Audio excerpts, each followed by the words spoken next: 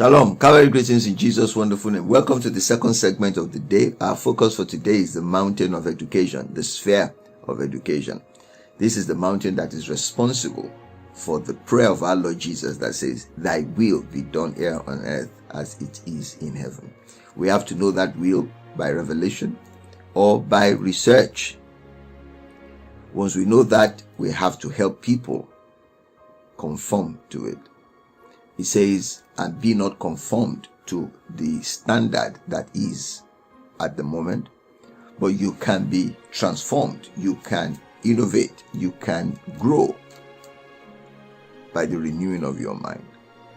Human capital development, education takes care of the renewing of the mind. From the cradle to the grave. There are diverse kinds of education that is needed.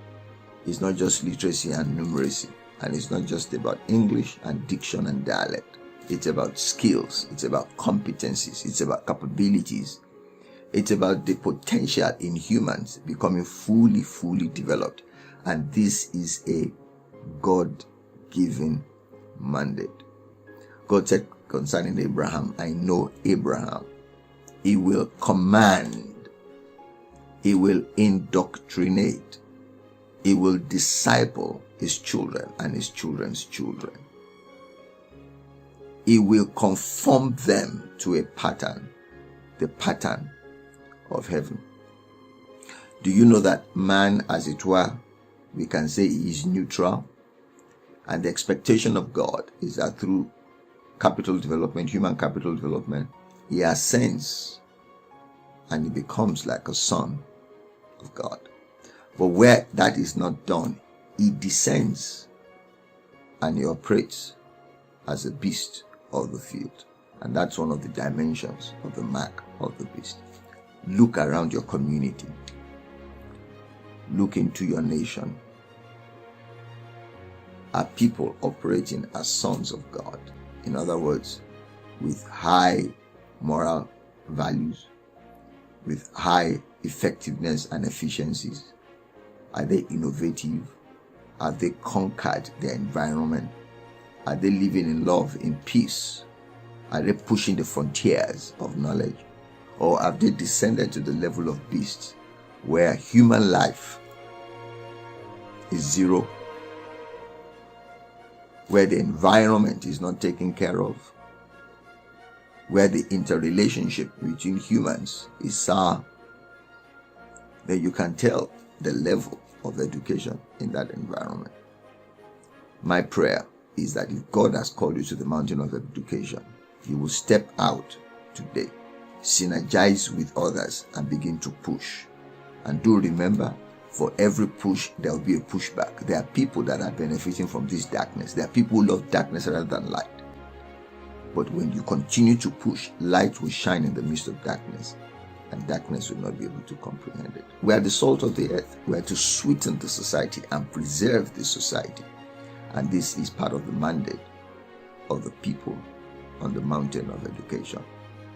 May the will of God be done in our generation as it is in heaven. If you know anybody called to the mountain of education, do let them have this information and let them know that it is of God. It's not just about making money. It's not just about becoming a leader. We need people that will get into policy level of education. People that will begin to affect the practice of education. We need God-fearing people behind our curriculum. We need God-fearing people behind making education affordable, accessible, and available. We need people that will ensure that our education meets our vision and the requirements of our industry. And we must ensure above all that the people we produce from our educational system are God-fearing people, people of values, value-based people, people that will not give excuse or excuses, but people that will get the job done. Good to Great says, level 5 leaders don't do all they can do. No, they are programmed to do all that needs to be done. And I do believe that that's what it's saying here. Thy will be done here on earth as it is in heaven. So it's not about what we can do. It's about attaining the standard of what heaven has set in place. Until then, and only then, can we say we have returned back or beyond the Garden of Eden amongst humanity. Till I see you again when we take on another mountain, do stay safe and saved. And remember, Jesus is Lord. Shalom. God bless.